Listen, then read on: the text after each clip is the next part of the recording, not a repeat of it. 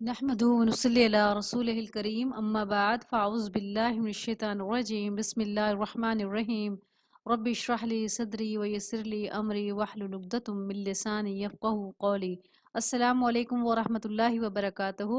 آج منتخب احادیث کا سلسلہ شروع کرنے لگے ہیں اور اس کا پارٹ 1 ہے۔ اس میں ہم یہ دیکھتے ہیں کہ وہ کم سے کم کون سی احادیث ایسی ہیں جن پہ ہمیں کم از کم عمل کرنا لازمی ہے اور اسے روزمرہ زندگی میں ہمیں اپنی شامل کرنا چاہیے۔ اس سے زیادہ جتنا چاہے علم حاصل کریں لیکن کم از کم ان احادیث پہ تو ضرور عمل کرنا چاہیے۔ کل 40 حدیث ہیں، 40 احادیث مبارکہ ہیں، جس میں سے ہم 10 کا ایک سیٹ بنائیں گے اور انشاءاللہ اس کو اپنی زندگی میں لانے کی کوشش کریں گے انشاءاللہ تعالی۔ تو پہلے یہ دیکھتے ہیں ہوگا، تو دیکھتے ہیں کہ پہلی حدیث کون سی ہے۔ الدین نصیحہ، دین خیر خواہی کا نام ہے، مسلم نسائی۔ نمبر 2، لا تمنوا الموت، ترمذی کی حدیث مبارکہ ہے، موت کی تمنا نہ کرو۔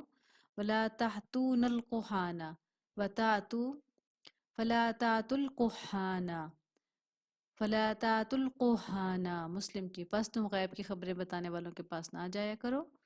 نمبر 4، المرء مع من احبا، بخاری، آدمی ان کے ساتھ ہوگا جن سے وہ محبت کرتا ہے۔ نمبر 5، المجالس بالامانتی، مجلسوں کی راز امانت ہے۔ نمبر 6، من غش فلیس منا، جس نے ملاوٹ کی وہ ہم میں سے نہیں۔ نمبر 7، لا يدخل الجنت قطات، بخاری، چغل خور جنت میں نہ جائے گا۔ نمبر 8، المسلم اخو المسلم، متفق علیہ، مسلمان آپس میں بھائی بھائی ہیں۔ نمبر 9، افش السلام بینکم، آپس میں سلام کو عام کرو۔ نمبر 10، کل معروف صدقات، متفق علیہ، ہر اچھی بات صدقہ ہے۔